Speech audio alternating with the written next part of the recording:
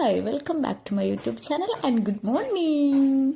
അപ്പോൾ ഇന്ന് വന്നിട്ട് ഒരു എങ്ങനെ പുട്ടുണ്ടാക്കാം എന്നതാണ് കേട്ടോ. ഞാൻ അത്ര വലിയ കുക്കറൊന്നും അല്ലെങ്കിലും അല്പം സ്വല്പം തട്ടിമുട്ടിയിട്ടൊക്കെ ഞാൻ കുക്ക് ചെയ്യും. എനിക്ക് കുക്കിംഗ് ഇഷ്ടമാണ്. എനിക്ക് കുക്കിംഗ് മാത്രമേ ഇഷ്ടമുള്ളൂ. ഈ അടിച്ചു വാരുക, തുടക്കുക, പാത്രം കഴുകുക, അലക്ക് ഇതൊന്നും എനിക്ക് ഇഷ്ടമല്ല. പക്ഷെ എനിക്ക് കുക്ക് ചെയ്യാൻ ഭയങ്കര ഇഷ്ടം. അതേപോലെ ഞാൻ ഡിഗ്രി കഴിഞ്ഞിങ്ങനെ വെറുതെ ചൊറിയും കുത്തി ഇങ്ങനെ ഇരിക്കുമ്പോഴാണ് ഞാൻ ഈ കുക്കിങ്ങിലോട്ട് ഇറങ്ങുന്നത് തന്നെ.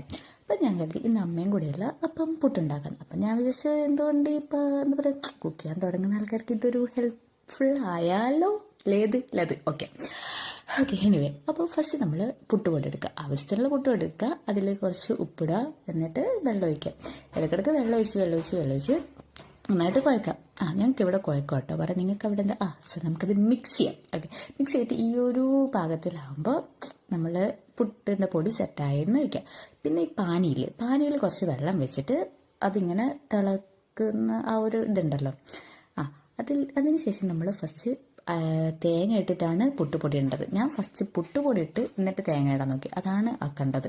അപ്പം നമ്മൾ ഫസ്റ്റ് തേങ്ങ ഇട്ട് പിന്നെ അതിൻ്റെ മണ്ടയിൽ പുട്ടുപൊടി ഇട്ട് പിന്നെയും തേങ്ങ ഇടുക, പുട്ടുപൊടി ഇടുക, തേങ്ങ ഇടുക, പുട്ടുപൊടി റിപ്പീറ്റ്. എന്നിട്ട് അതിൻ്റെ മണ്ടയിൽ തേങ്ങ വരും. എന്നിട്ട് നമ്മൾ ഒരു സംഭവം അതിൻ്റെ മുകളിൽ ഒരു ഹോളൊക്കെ ഉള്ള സംഭവമുണ്ട്. അത് വെച്ചിട്ട് പൂട്ടിയിട്ട് നമ്മളിങ്ങനെ ആവി വരാൻ വേണ്ടിയിട്ട് കാത്തിരിക്കണം.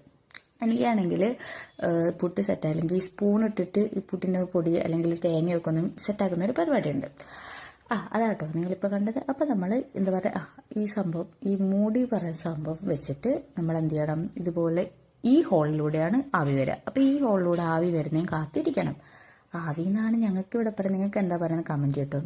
അപ്പോഴാണ് നമ്മൾ ഈ പുട്ടായി എന്നൊരു ഇത് വരിക.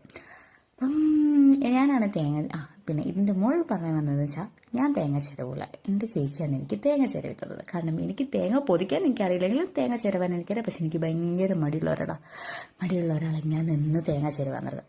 പിന്നെ അത് ആവി വന്നു കഴിഞ്ഞാൽ നമ്മൾ തട്ടിമുട്ടിലെ മീനാക്ഷി പറയുന്ന പോലെ കോലിട്ട് പുറകിന് തട്ടുന്നതാണല്ലോ പുട്ട്.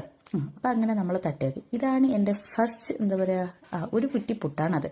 അപ്പം പിന്നെ അടുത്ത് ഞാൻ ഇട്ടു. എന്നിട്ടും ബാക്കി വന്ന പൊടിയാണ് ഇത്. അപ്പോൾ നമ്മൾ എന്ത് ചെയ്യണം, ബാക്കി പൊടി വന്നാൽ നമ്മൾ മെല്ലെ അടച്ചു വെക്കണം. അപ്പോൾ അതിന് മുന്നേ നമ്മൾ എന്താ ആലോചിക്കണം, കറക്റ്റ് അളവിന് പൊടി എടുക്കാൻ പഠിക്കണം. ഓക്കെ, എനിക്കതറിയില്ല. അപ്പം നമ്മൾ ബാക്കി വരുന്ന പൊടി ഇങ്ങനെ പൂട്ടി വെച്ചിട്ട് ഫ്രിഡ്ജിലോട്ട് വെക്കുക. ഫ്രിഡ്ജിൽ ഇനിയിപ്പോൾ സ്ഥലമില്ലെങ്കിൽ അവിടെ എവിടെയൊക്കെ പാത്രങ്ങളൊക്കെ മാറ്റി അങ്ങനെ അങ്ങ് വെക്കണം.